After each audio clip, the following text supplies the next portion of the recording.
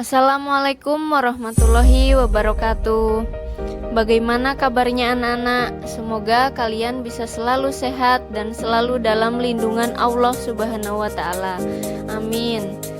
Ustazah ucapkan selamat ya, karena kalian sudah naik ke kelas 11. Selamat datang di kelas baru. Nah, di sini kebetulan Ustazah diamanahi lagi untuk mengajar kalian di mata pelajaran yang sama, yaitu matematika peminatan. Ada pesan yang selalu ingin Ustazah sampaikan kepada kalian, yaitu usaha tidak akan pernah mengkhianati hasil. Jadi jika kalian ingin menuai hasil yang baik nantinya, usahakan usaha kalian juga harus bisa ditingkatkan lagi. Kemudian kita langsung ke materi semester 1. Untuk materi semester 1 ini ada dua bab. Bab yang pertama adalah persamaan trigonometri, dan bab yang kedua adalah jumlah dan selisih dua sudut. Tetapi sebelum kita memasuki ke materi inti bab 1 dan bab 2, kita wajib mempelajari materi prasyaratnya dulu atau apersepsinya. Tetapi Ustazah yakin materi prasyarat ini sudah kalian pelajari di mata pelajaran matematika wajib di kelas 10 semester 2. Kita hanya perlu mengulas dan mengingat kembali ya. Untuk materi prasyaratnya ada pembahasan kuadran, ada sudut berelasi, dan ada tabel trigonometri. Mari mulai belajar, mari simak dengan baik. Nah, bisa kalian lihat di slide ini, untuk materi prasyarat yang pertama ada pembahasan kuadran. Di kuadran 1 sudutnya dari 0 derajat sampai 90 derajat. Untuk kuadran 2 sudutnya 90 derajat sampai 180 derajat. Di kuadran 3 sudutnya 180 derajat sampai 270 derajat. Di kuadran 4 sudutnya dimulai dari 270 derajat sampai 360 derajat. Nah, kalau misalkan ada sudut 150 derajat, berarti masuknya ke kuadran 2, karena 150 ini antara sudut 90 sampai 180. Maksudnya 150 kan lebih besar dari 90, tetapi lebih kecil dari 180. Jadi dia masuk ke kuadran 2.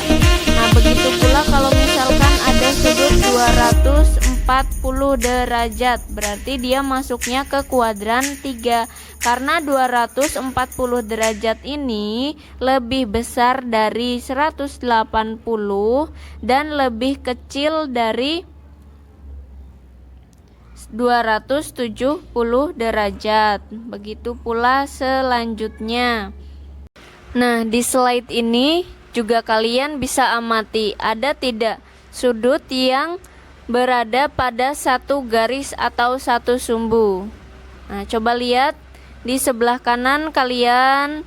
Di sini ada 0 derajat dan 360 derajat berada pada satu sumbu. Otomatis kalau dia berada pada satu sumbu atau satu garis, berarti nilai sin, cos, tan, kosekan, sekan, dan kotangennya nilainya sama. Misalkan cos 0 derajat itu kan 1, berarti cos 360 derajat juga pasti 1. Sin 0 derajat 0, pasti sin 360 derajat juga 0. Begitu pula dengan tan, kotan, kosekan, dan sekan. Nah, kita lanjut ke aturan positif dan negatif di kuadran 1, 2, 3, dan 4. Nah, untuk lebih mudah mengingat yang positif di kuadran 1, 2, 3, 4, Ustazah biasa menyingkatnya dengan kotansial. Kotansial gitu. Tapi jika kalian sudah ada hafalan lain untuk mengingat, lebih mudah mengingat yang positif di kuadran 1, 2, 3, 4, silahkan Nah, kita bisa lanjut ke sudut berelasi ya. Di sini ada kuadran 1 ada alfa, kuadran 2 ada 180 min alfa, kuadran 3 ada 180 plus alfa, dan kuadran 4 ada 360 min alfa. Alfa di sini adalah sudut-sudut istimewa di dalam kuadran 1. Apa saja sih sudut-sudut istimewa di kuadran 1? Bisa kita lihat. Ini adalah sudut-sudut istimewa di kuadran 1, yaitu ada 0 derajat, 30 derajat, 45 derajat, 60 derajat, dan 90 derajat. Untuk mencari relasi atau hubungan sudut istimewa di kuadran 2, maka kita bisa menggunakan rumus 180 min alfa, di mana alfanya ini adalah sudut istimewa di kuadran 1. Misal ya, 135 derajat. 135 derajat itu kan sudut istimewa di kuadran 2. Nah, berarti untuk mencari relasi atau hubungannya dengan sudut istimewa di kuadran 1, berarti 180 derajat dikurangi berapa supaya bisa menjadi 135 derajat. Berarti kan dikurangi 45 derajat. Artinya berarti 135 derajat itu memiliki hubungan atau relasi dengan 45 derajat. Misalkan nilai sin 135 derajat itu kan setengah akar 2. Bisa kalian cek di tabel trigonometri ya nanti. Nah, berarti sin 45 derajat juga memiliki nilai setengah akar 2. Kalau misalkan cos 135 derajat itu nilainya min setengah akar 2, berarti kalau cos 45 derajat setengah akar 2, bukan nggak ada minnya, karena di sini di kuadran 2 yang positif adalah sin bukan cos. Lanjut untuk kuadran 3, ini sudut 240 derajat juga memiliki hubungan dengan 60 derajat.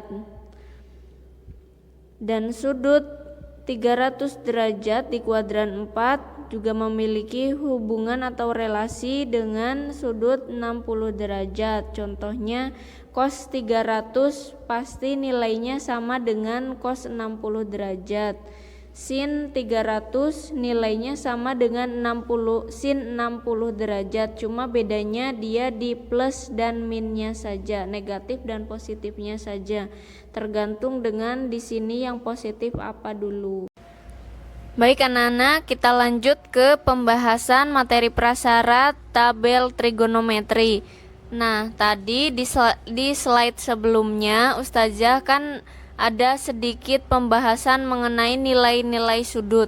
Nah, nilai sudut di sini khususnya sudut-sudut berelasi, kita ambil salah satu contohnya saja. Misalkan kita ambil 45 derajat. Nah, 45 derajat ini kan tadi untuk di kuadran 2, ini kuadran 2, ini kuadran 3, ini kuadran 4. Nah, untuk di kuadran 2 berelasinya dengan 180 dikurangi 45 derajat berarti berapa? 135 derajat. Nah, untuk di kuadran 3 sudut berelasinya di kuadran 3 berarti 180 plus alfa berarti 180 ditambah 45 derajat hasilnya 225 derajat. Untuk di kuadran 4, untuk mencari sudut berelasi di kuadran 4 berarti kita bisa menggunakan 360 derajat dikurangi dengan 45 derajat, kan 45 derajat yang akan kita cari sudut berelasinya, berarti hasilnya 315 derajat. Nah, di sini berarti 45 derajat, 135 derajat, dan 225 derajat, dan 315 derajat ini adalah sudut berelasi. Nah, untuk nilai sudut berelasi, pasti nilai sudutnya sama. Kita perhatikan yang sin dulu. Sin untuk nilai sudut 45 derajat itu kan setengah akar 2, 135 juga setengah akar 2, 225 juga setengah akar 2, tetapi dia negatif karena di kuadran 3 sin bernilai negatif. Yang positif apa? Berarti yang positif adalah tan. Terus di kuadran 4 juga sama, dia min setengah akar 2, dia negatif tetapi sama-sama setengah akar 2. Berarti yang membedakan adalah positif dan negatifnya saja, tergantung di kuadran 1, 2, 3, 4 itu yang positif apa saja. Terus untuk cos juga sama, cos, tan, kosekan, sekan, dan kotan itu sama. Untuk sudut yang berelasi 45 derajat, 135 derajat, 225 derajat, dan 315 derajat itu nilainya sama-sama setengah akar 2, ini setengah akar 2, setengah akar 2, setengah akar 2. Yang membedakan adalah positif dan negatifnya saja. Untuk sudut yang lain juga sama 30, berarti harus mencari sudut relasinya dulu dengan sudut 30 mana saja di kuadran 2, di kuadran 3, di kuadran 4, mana saja yang berelasi dengan sudut 30 derajat. Pasti nilai sudutnya juga sama, seperti itu. Nah, kemudian untuk sudut berelasi cukup sekian. Silahkan kalian hafalkan sin, cos, tan, kosekan, sekan, dan kotan, terutama untuk 0 derajat sampai 90 derajat. Untuk kuadran 2, 3, dan 4 kan bisa menggunakan sudut berelasi tadi sebagai hafalan kalian. Next, kita sudah sampai ke materi inti. Nah, sebelum kita nyebrang ke materi inti yaitu persamaan trigonometri, kalian harus melewati sebuah jembatan. Namanya persamaan trigonometri sederhana dulu, itu sebagai jembatannya untuk memasuki wilayah seberang. Di sini langsung saja Ustazah jelaskan contoh soalnya. Kita baca bersama-sama contoh soalnya. Tentukan himpunan penyelesaian dari persamaan trigonometri tan X sama dengan 1 untuk 0 derajat kurang dari sama dengan X kurang dari sama dengan 360 derajat. Nah, untuk persamaan trigonometri, baik itu persamaan trigonometri sederhana ataupun persamaan trigonometrinya yang lanjutan, selalu yang ditanyakan adalah himpunan penyelesaian. Tapi syarat yang lain dalam persamaan trigonometri juga ada persamaannya, tentunya persamaan trigonometrinya yaitu tan X sama dengan 1. Nah, di sini untuk 0 derajat kurang dari sama dengan X kurang dari sama dengan 360 derajat itu adalah batasannya atau intervalnya. Nah, kalau dalam sudut itu kan sudut yang terkecil ada 0 derajat dan sudut yang terbesar ada 360 derajat. Untuk menemukan himpunan penyelesaiannya, maka harus dibatasi yang terkecil kan 0 derajat sampai 360 derajat yang terbesar. Itu berarti himpunannya antara sudut 0 derajat sampai 360 derajat. Bagaimana kalau batasannya ada 0 derajat kurang dari sama dengan X kurang dari sama dengan 180 derajat? Berarti himpunan penyelesaian yang akan kalian cari harus antara 0 derajat sampai 180 derajat. Nah, kita langsung ke penyelesaiannya. Nah, untuk langkah yang pertama di sini bisa kalian baca ya. Yang perlu kalian perhatikan terlebih dahulu untuk menentukan himpunan penyelesaian dari persamaan tan X sama dengan 1 adalah batasannya. Batasannya kan Ustazah sudah jelaskan tadi, 0 derajat kurang dari sama dengan X kurang dari sama dengan 360 derajat. Nah, maksud dari X-nya di batasannya ini adalah sudut-sudut yang memenuhi persamaan tan X sama dengan 1 yang nantinya akan menjadi himpunan penyelesaian.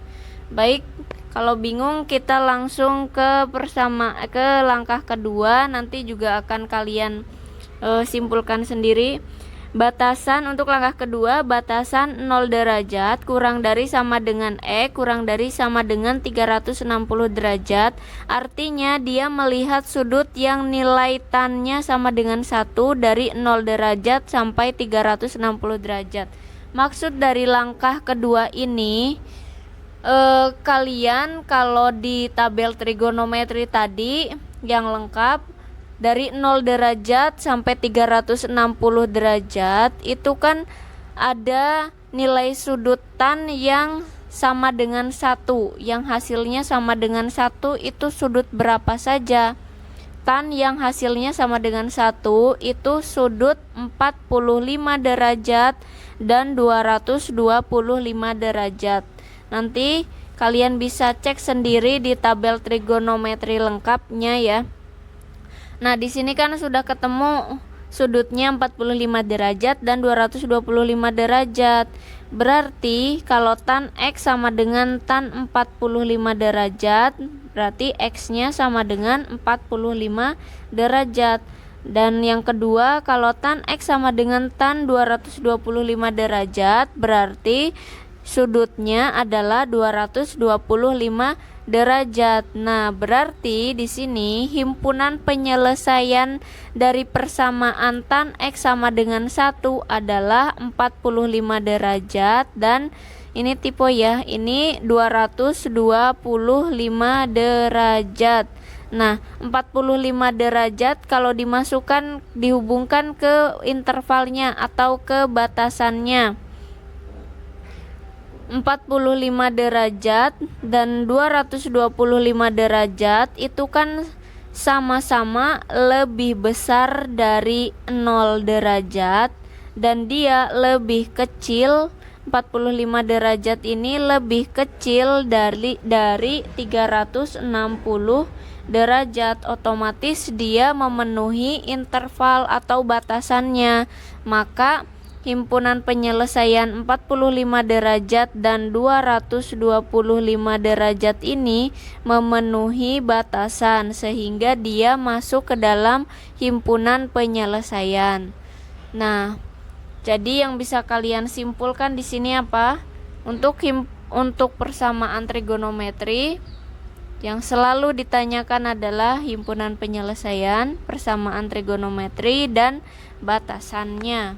Ada batasannya. Oke, mungkin untuk contoh soal persamaan trigonometri untuk pembahasan kali ini baru bisa Ustazah sampaikan contoh satu soal dulu. Untuk soal yang lainnya menyusul di pembahasan selanjutnya. Semoga videonya bermanfaat. Oke anak-anak, untuk pembahasan hari ini Ustazah rasa sudah cukup. Kita lanjutkan lagi pembahasan besok masih mengenai persamaan trigonometri sederhana, dan kita juga besok akan membahas mengenai rumus trigonometri. Jadi besok jangan lupa menonton lagi videonya, video pembelajarannya, dan semoga video pembelajaran tadi bisa kalian pahami dengan baik. Jikalau ada pertanyaan, silahkan ditanyakan melalui WA ataupun melalui kolom pertanyaan di Google Form yang sudah Ustazah siapkan. Semoga materi tadi bisa kalian pahami. Terima kasih sudah menonton video pembelajaran hari ini. Wassalamualaikum warahmatullahi wabarakatuh.